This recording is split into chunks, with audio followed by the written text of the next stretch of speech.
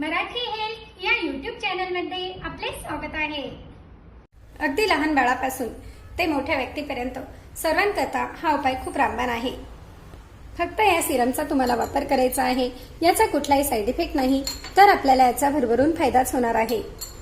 मित्रमैत्रिणींनो, आपण जर माझ्या चॅनलला सबस्क्राइब केलेले नसेल तर कृपया सबस्क्राइब करा, कारण अशाच प्रकारचे नवनवीन व्हिडिओ मी आपल्यासाठी घेऊन येणार आहे आणि अशाच प्रकारच्या छोट्या छोट्या घरगुती नॅचरल उपायांनी आपल्या आरोग्याबरोबरच सौंदर्य देखील टिकून राहण्यास मदत होणार आहे। यासाठी प्रथम अर्धा ग्लास भरून पाणी घ्या आणि यामध्ये 1 चमचा भरून अळशीच्या बिया म्हणजेच जवस या टाकायच्या आहेत आणि हे छान उकळून घ्यायचे आहे। अळशी ही कफ आणि पित्त यांचा नाश करण्यास खूप फायदेशीर ठरते। याचे एक प्रकारे सिरम तयार करून घ्यायचे आहे आणि हे छान उकळून झाल्यावर गाळून घ्यायचे आहे।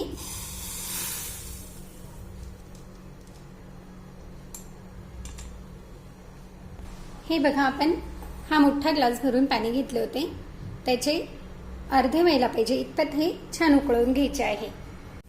आणि हे कोमट असताना ज्या मुलांना किंवा व्यक्तींना छातीत कफ जमा झालेला आहे अशा व्यक्तींना हे सिरम छातीला या पद्धतीने लावून घ्या आणि तळपाय तळहात यांना देखील याप्रमाणे हे मिश्रण लावून घ्यायचे आहे आणि हे असेच राहू द्यायचे आहे आणि यावर उबदार कपडे घालून घ्यायचे आहे व पॅक ओढून झोपून घ्यायचे आहे।